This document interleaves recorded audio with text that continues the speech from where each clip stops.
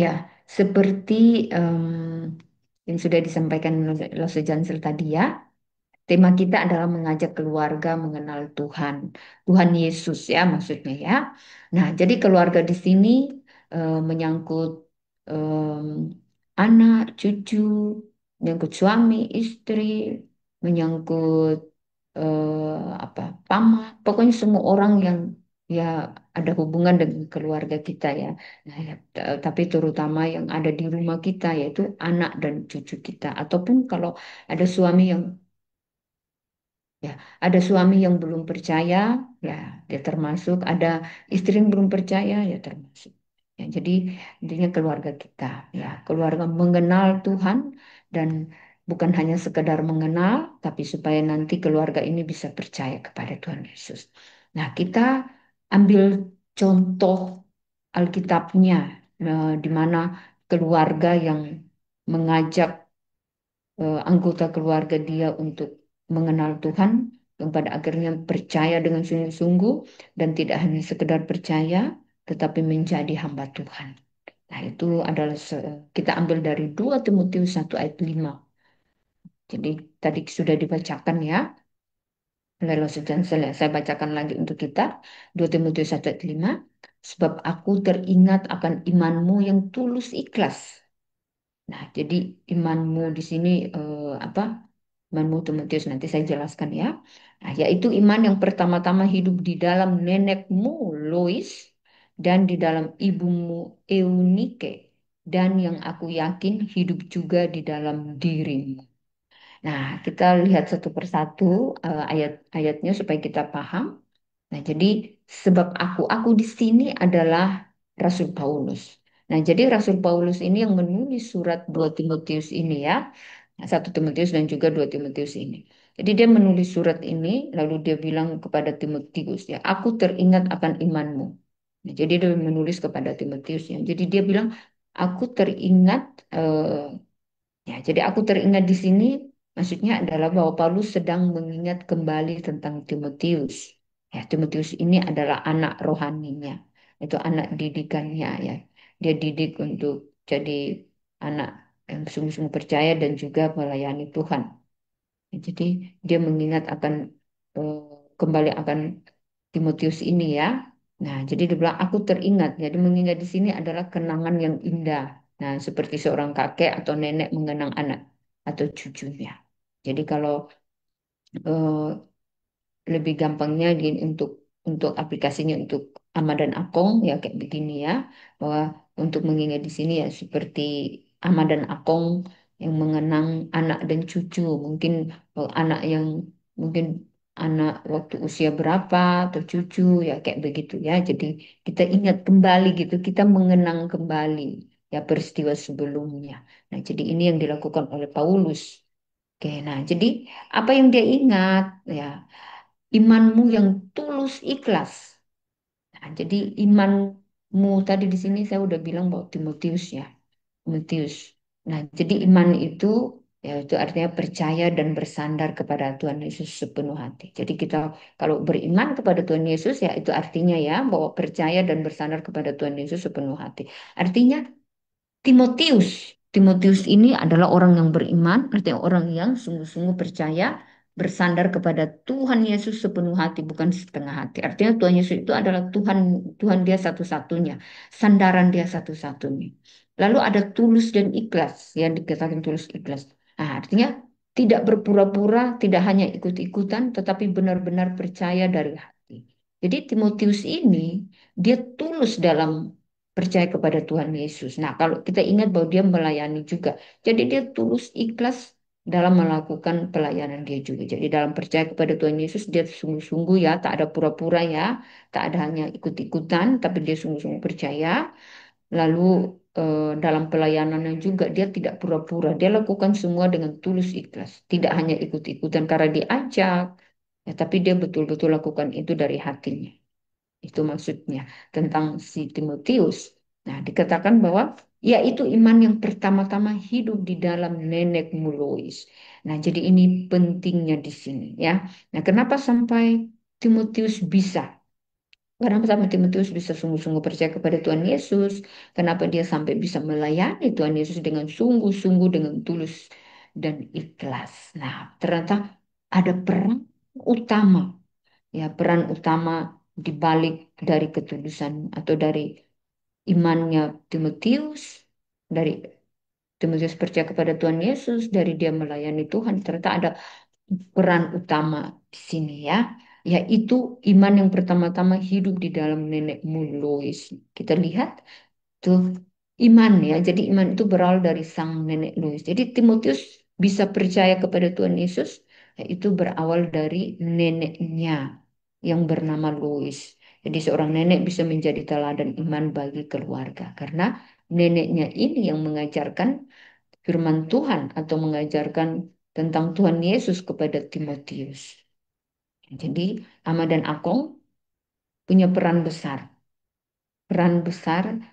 dalam mengajarkan firman Tuhan kepada cucu. Nah, kalau ini kan nenek ya untuk Louis, berarti Ama dan Akung juga punya peran untuk bisa mengajarkan tentang Tuhan Yesus kepada cucu, ya, pada cucu-cucu yang masih kecil ya, kepada seperti Louis ya kepada cucunya yaitu Timotius. Nah, jadi hidup ya.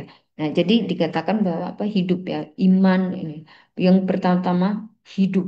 Nah, hidup di sini itu artinya iman itu bukan hanya dalam kata-kata.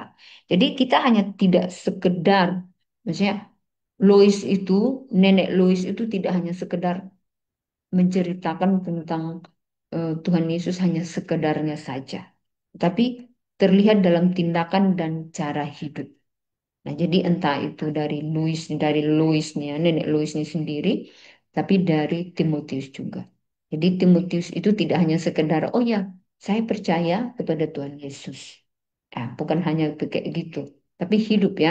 Dalam arti terlihat dari hidup dia secara tindakan dia dan cara hidup dia yang mencerminkan bahwa dia itu sungguh-sungguh percaya kepada Tuhan Yesus. Dan kita juga lihat dari dia juga melayani, dia tuh adalah seorang gembala ya kayak gitu.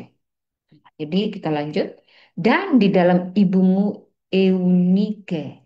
Nah, jadi di sini ada dua peran utama dalam iman dan juga pelayanan dari Timotius ya. Yaitu neneknya. Nah, jadi neneknya memberitakan Injil kepada dia dan juga ada mamanya, ibunya bernama Eunike. Nah, jadi ibunya ini juga mengajarkan firman Tuhan pada anaknya sendiri. Jadi tentu saja Eunike ini dapat dari mamanya yaitu Louis dan kemudian dia turunkan. Jadi selain mamanya yang mengajarkan, neneknya juga mengajarkan. Atau selain neneknya, mamanya juga mengajarkan firman Tuhan kepada Louis. Nah, oke, kita lihat. Jadi iman itu diteruskan dari nenek ke ibunya. Tadi saya udah bilang. Jadi warisan rohani. Jadi bukan hanya harta. Jadi ingat bahwa orang nenek atau ama dan akung tidak hanya berpikir untuk mewariskan harta. Harta entah berupa rumah, entah berupa, bukan berupa materi lah ya, entah mobil, rumah atau uang atau apapun. Bukan hanya itu. Tetapi warisan rohani, yaitu ya iman kepada Tuhan Yesus, kepada anak atau cucu kita. Nah, kadang-kadang orang berpikir atau Ama dan aku berpikir apa yang bisa saya wariskan kepada cucu saya atau anak saya. Kalau yang punya harta mungkin berpikir, oh ya harta saya. Mungkin mungkin berpikir, oh saya punya rumah dua, saya kasih satu untuk anak atau cucu. Atau punya mobil atau punya uang, saya akan bisa wariskan. Nah, mungkin yang punya harta bisa bilang begitu ya. Tapi bagaimana kalau yang tak punya harta? Bisa kita wariskan pada mereka. Itu iman, ya rohani, warisan rohani. Karena sebetulnya ini harta paling berharga. Nah, jadi kita bisa wariskan rohani kepada anak atau kepada cucu kita. Jadi kalau yang tak punya harta tak usah kecewa. Karena sebetulnya ada harta yang lebih besar, itu harta rohani atau warisan rohani yang bisa diwariskan kepada anak atau cucu. dari Ama dan Ako. Nah, kita lihat, dan yang aku yakin hidup juga di dalam dirimu. Jadi Paulus yakin bahwa iman dari Lois dan juga Eunike itu hidup juga di dalam dirinya Timotius. Nah, apa maksudnya hidup di dalam diri Timotius? Jadi Paulus percaya bahwa iman itu juga sudah nyata di dalam Timotius. Artinya Lois percaya kepada Tuhan Yesus. Mamanya Eunike percaya kepada Tuhan Yesus. Dan dia yakin juga Timotius juga sungguh-sungguh percaya kepada Tuhan Yesus. Seperti neneknya Lois dan juga mamanya. Itu ya maksudnya. Jadi Paulus percaya bahwa iman itu iman yang ada dalam diri neneknya Louis, maksudnya Louis dan juga Eunike atau mamanya juga ada di dalam diri Timotius. Jadi eh, dari ayat ini kita diajarkan bahwa ada tiga generasi yang saling menurunkan iman, yaitu dari nenek, nenek turunkan ke ibu atau mam, ya dari nenek turunkan ke ibu, lalu dari ibu turunkan ke anak atau cucu. Nah, nanti dan seterusnya. Nah, cucu ini bisa turunkan lagi dan bisa turunkan. Tapi dari firman Tuhan hari ini kita bisa melihat bahwa ternyata iman itu juga bisa diwariskan atau bisa diturunkan. Jadi Ama dan Akong turunkan kepada ibu, lalu ibu bisa turunkan kepada anak dan cucu. Nah, kadang-kadang ya, kadang-kadang mungkin Ama dan Akong punya anak tapi tak percaya. Ya kan? Ya. Tapi Ama dan Akong juga bisa ajarkan kepada cucu. Misalnya, mungkin ada kesulitan untuk mengajarkan kepada ibu. Karena di sini kan ada urutan ya, ada nenek, ibu, anak. Nah, tapi kadang-kadang mungkin kita punya cucu di sana yang tak diajarkan. Mungkin karena mamanya sibuk tak bisa ajarkan, ya kita bisa ajarkan kepada cucu. Sama kayak nenek lakukan. Sama kayak Louis lakukan ya. Atau kepada anak ya, kayak begitu.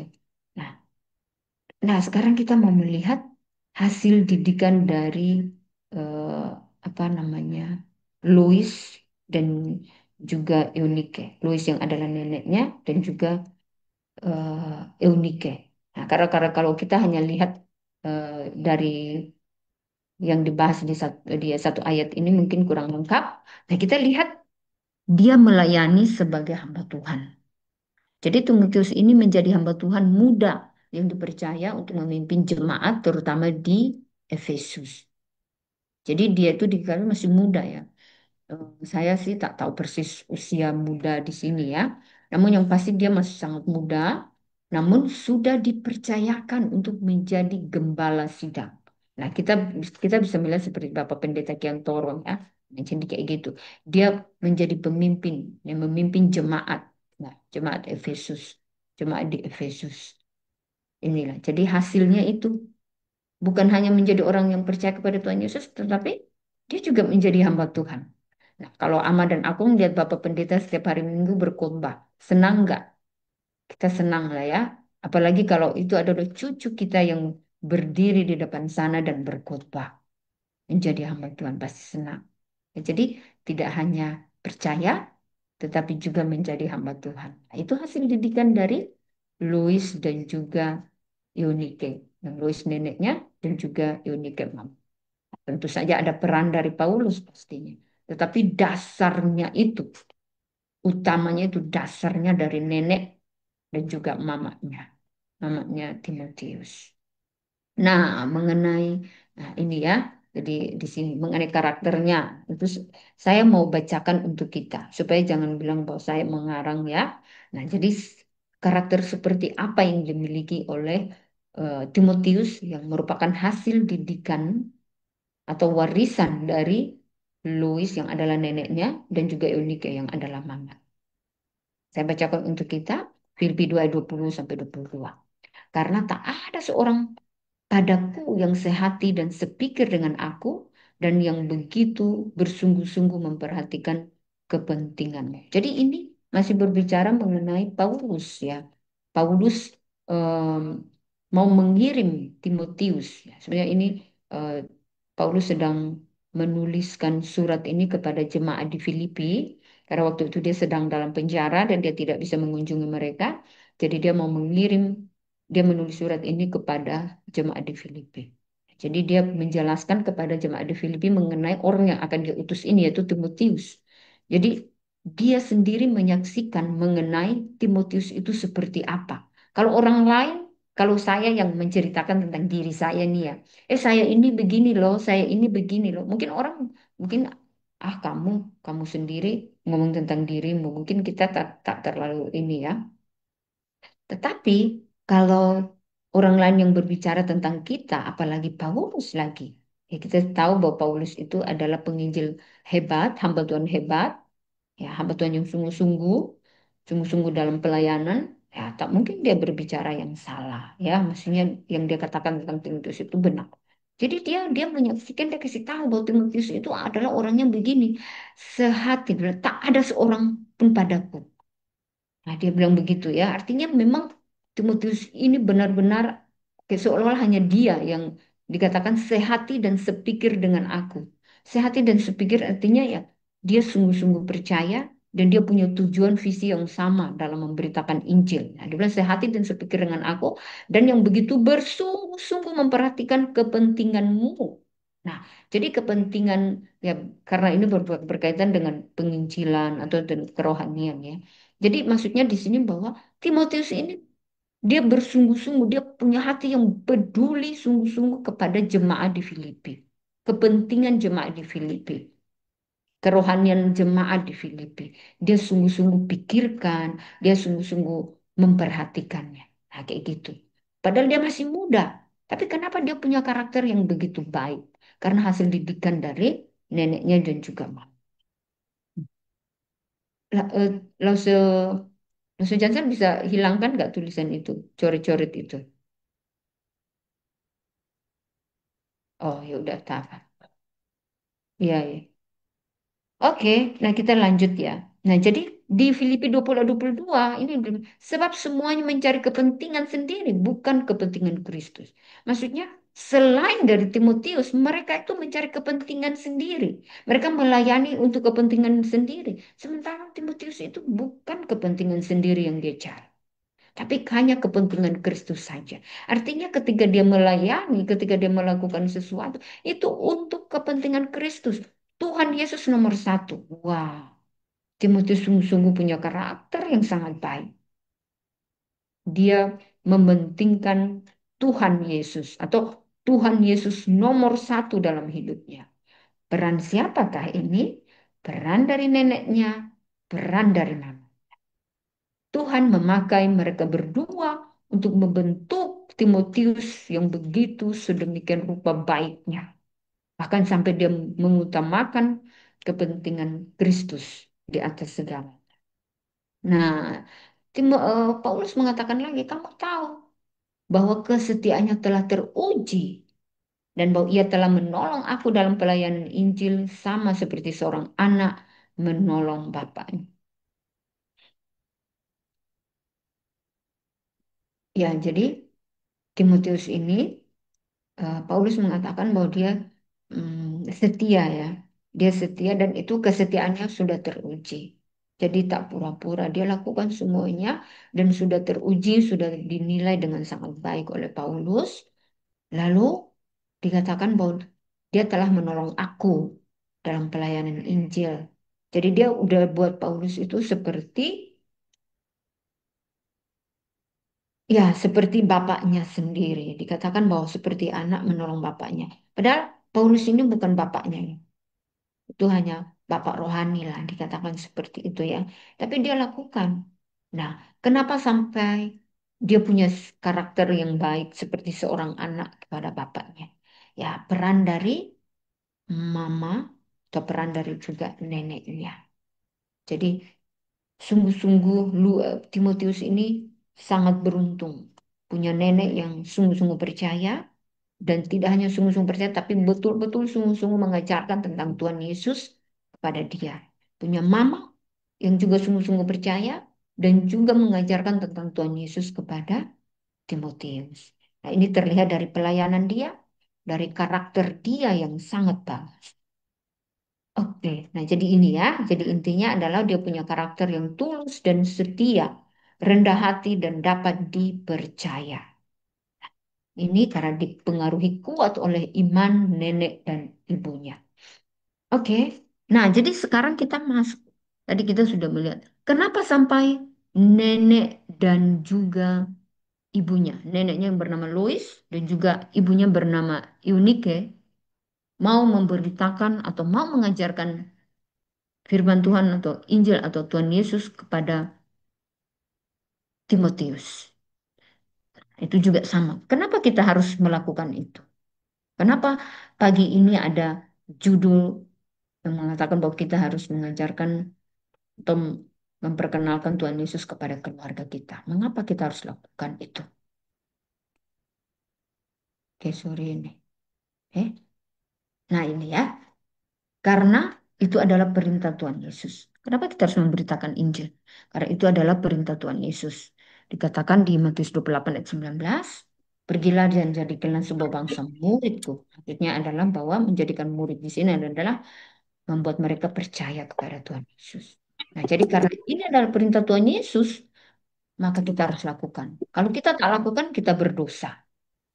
Jadi kita harus lakukan ya supaya kita tak berdosa dan juga tentu saja menjadi sukacita berkat bagi kita dan juga tentu saja berkat bagi orang yang kita injili, yaitu dalam hal ini anak atau cucu atau anggota keluarga kita yang lain.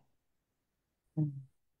Karena apa? Ini penting. Selain Tuhan Yesus, perintah Tuhan Yesus, kenapa kita mau mengajarkan atau memberitakan Injil kepada anak, cucu atau kepada anggota keluarga yang lain atau kepada orang lain? Karena Tuhan Yesus adalah satu-satunya jalan keselamatan.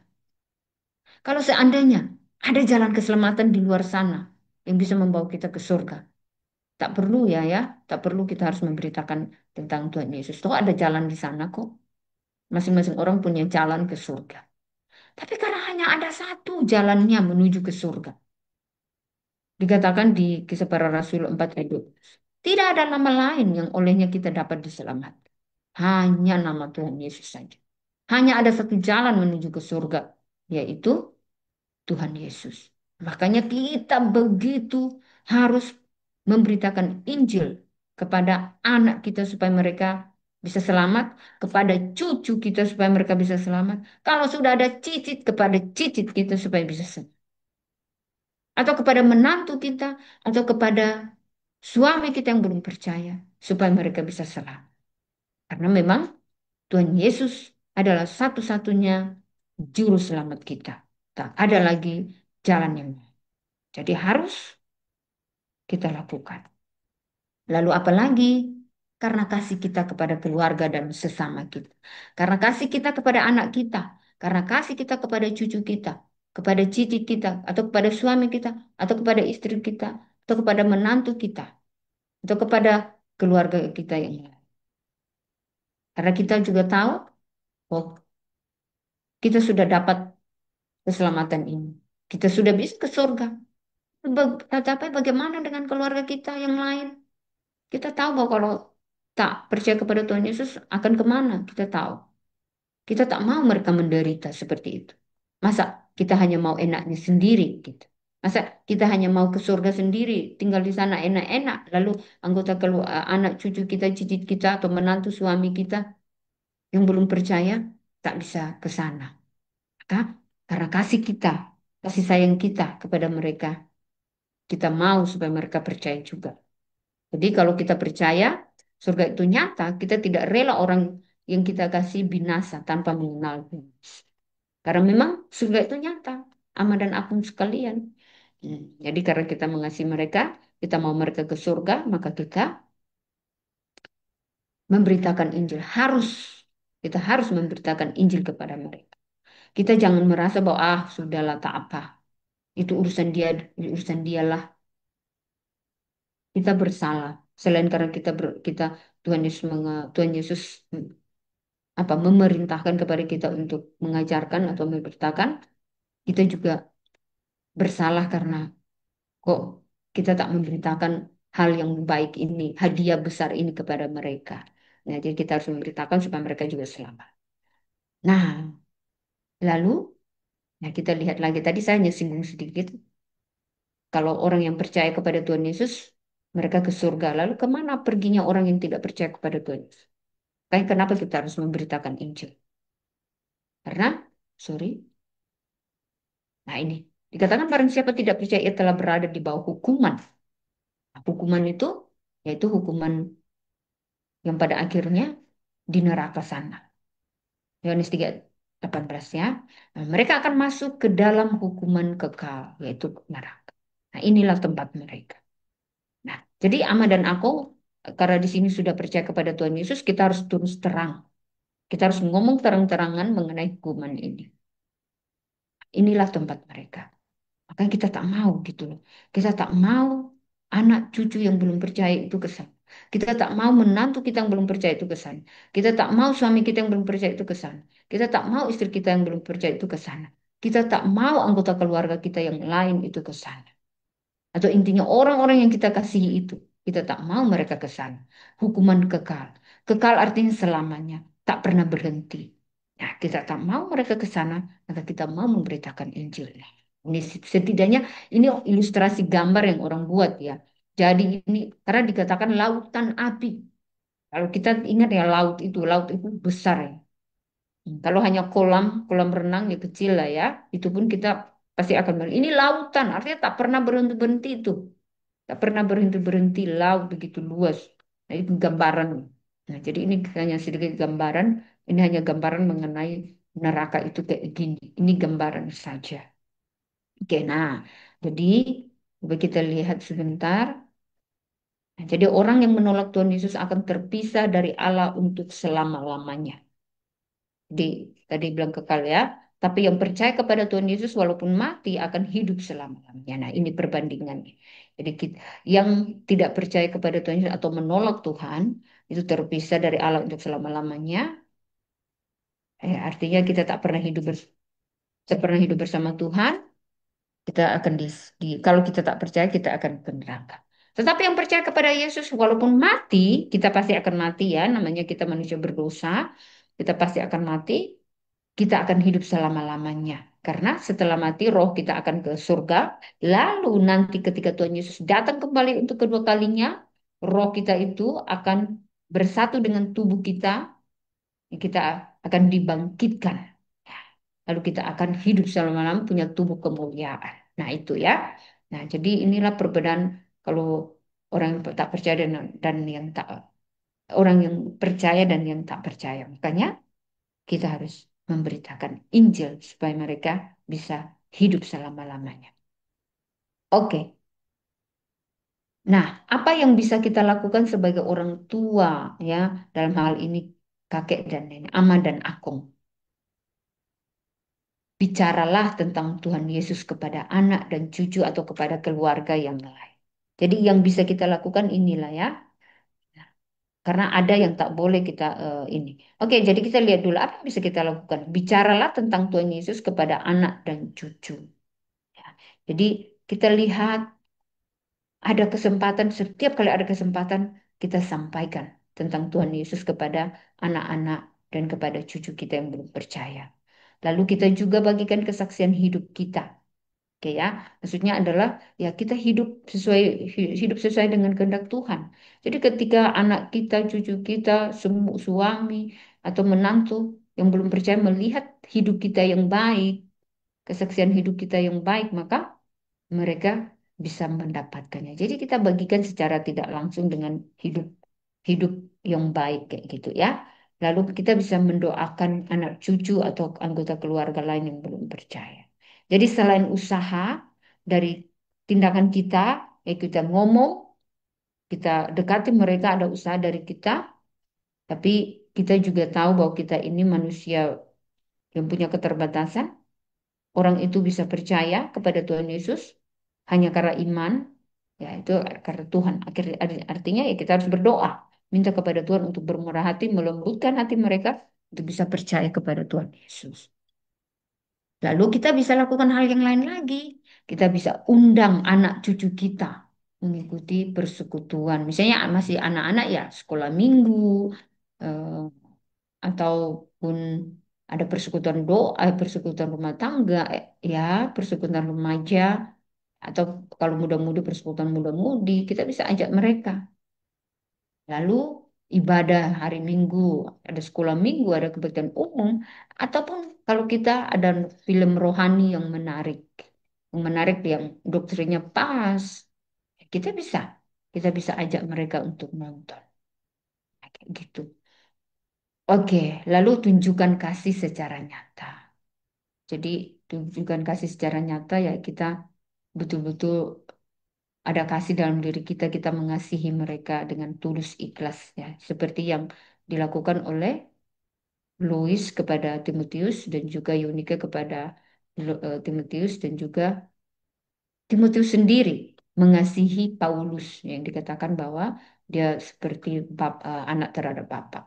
Paulus juga mengasihi Timotiusnya. Jadi kita harus menyatakan tunjukkan kasih itu secara nyata dari karakter kita, perbuatan kita yang tulus mengasihi mereka. Nah, jadi sekarang kita mau lihat apa yang benar dalam memberitakan Injil. Karena ada yang salah juga dalam memberitakan Injil. Memberitakan bahwa Yesus adalah satu-satunya juru selamat. Jadi ini yang kita kasih tahu ya. Ketika kita kasih tahu, kita harus bilang, kita kasih tahu bahwa Tuhan Yesus itu adalah satu-satunya juru selamat. Tak ada lagi yang lain. Hanya Tuhan Yesus. Ya, jadi kita menjelaskan bahwa keselamatan adalah anugerah. Nah, itu pertama Tuhan Yesus itu satu-satunya juru selamat. Lalu kita kasih kasih tahu juga bahwa keselamatan adalah anugerah bukan hasil usaha. Ya, jadi walaupun kita berusaha untuk memberitakan Injil, tapi keselamatan itu datang dari Tuhan. Lalu perbuatan baik ya. Jadi maksudnya bukan usaha, hasil usaha artinya kita iman atau kita bisa selamat, kita bisa percaya kepada Tuhan Yesus itu bukan karena kita rajin beramal misalnya, bukan. Tapi hanya iman semata-mata. Nah, misalnya kita mau buat kebaikan ya itu bukti. Sebetulnya itu hanya bukti bahwa kita sudah selamat. Jadi jangan sampai kita salah memberitakan kepada mereka bahwa kita itu bisa selamat, kita bisa ke surga karena perbuatan baik. Maka itu salah. Nah, kita hanya selamat karena anugerah Tuhan semata-mata. Jadi kita perlu berdoa kepada Tuhan Yesus. Ya, karena anugerah Dia saja bagi kita bisa bisa percaya. Lalu mendorong untuk bertobat dan percaya kepada Tuhan Yesus. Jadi kita mendorong ya, mendorong untuk supaya dia bisa bertobat dan percaya kepada Tuhan Yesus. Nah, lalu ini penting karena kadang-kadang kita salah. Apa yang salah dalam memberitakan Injil? Nah, kita mengatakan bahwa semua agama sama. Nah, ini salah. Nah, jadi kadang-kadang saya juga sering ketemu tuh. Kalau ketemu orang naik ojek, ya saya kasih tahu karena alamat saya di gereja ya. Saya langsung kasih tahu bahwa Pak saya ini Kristen loh, saya tinggalnya di gereja. Jadi saya kasih tahu kayak gitu. Nanti ada yang bilang sama aja kok. Dia bilang begitu ya. Jadi ada orang yang berpandangan bahwa semua agama sama. Artinya semua agama bisa bisa pergi ke surga gitu ya. Ada jalan ke surga. Jalan ke surga itu bukan hanya Tuhan Yesus, tapi semua agama. Nah, ini salah. Ini salah ya. Jadi kita jangan mengatakan demikian. Kita harus dengan tegas mengatakan bahwa ke surga itu hanya melalui Tuhan Yesus. Lalu yang kedua, jangan kita menjanjikan bahwa kita akan hidup di dunia ini jadi mudah, jadi gampang, atau kita ini menjanjikan bahwa kalau jadi Kristen itu kaya, kayak gitu tak boleh. Ikut Tuhan Yesus supaya hidup ini mudah atau gampang. Ikut Tuhan Yesus supaya kita kaya. Nah ini salah, tak boleh. Tuhan Yesus tak mau kita lakukan ini. Tuhan Yesus hanya mau kita ikut Dia karena benar-benar ikut, bukan karena ada maunya. Artinya kalau kita begini mah tak tulus, oke? Lalu jangan menakut-nakuti tanpa kasih. Ya, jadi maksudnya begini, kayak memberitakan Injil hanya dengan cara mengancam, menakuti orang tanpa memperlihatkan kasih, pengharapan dan anugerah yang datang dari Tuhan. Nah, memang bahwa kita yang nggak percaya ke neraka itu pasti. Nah, itu contohnya kayak begini. Kalau kamu nggak percaya kasih Yesus, kamu pasti masuk neraka. Ya memang itu benar sih. Nah, tapi nanti harusnya ada caranya. cepat bertobat, nanti Tuhan hukum kamu. Ya, jangan sampai kita tegas, maksudnya jangan sampai kita baru ngomong kita sudah kayak gini. Apalagi orang itu tak percaya pada Tuhan Yesus. Kalau kamu nggak ke gereja, kamu bisa kena kutuk. Nah, kalau kayak begitu-gitu ini tak baik ya. Kita tak baik untuk kasih tahu dengan cara begini. Nah, tapi bagaimana? Ya, kita harus memberitakan dengan kasih. Jadi kita bilang begini, Tuhan Yesus sayang, Tuhan Yesus itu sangat mengasihi kamu dan ingin kamu diselamatkan. Nah, kayak gitu. Jadi kita bisa pakai bahasa halus setidaknya. Maksudnya yang tadi saya itu bilang benar loh bahwa kita ini pergi ke neraka itu, maksudnya kalau tak percaya kepada Tuhan Yesus ke neraka. Itu benar. Nah, tapi kita kasih dengan bahasa positif, bahasa yang lebih halus. Tuhan Yesus sayang kamu. Ya, Tuhan Yesus itu sangat mengasihi kamu dan Tuhan Yesus mau supaya kamu ke surga. Tuhan Yesus mau supaya kamu selamat. Nah, kayak gitu. Nah, kalau kita bilang tanpa Tuhan Yesus kita memang tidak bisa diselamatkan, tapi kabar baiknya Dia sudah datang untuk menyelamatkan kita. Jadi kita ngomong begitu. Tanpa tanpa Tuhan Yesus kita tak bisa ke surga loh. Tanpa Tuhan Yesus kita tak bisa selamat. Tapi ada kabar baiknya. Tuhan Yesus sudah datang untuk menyelamatkan kita.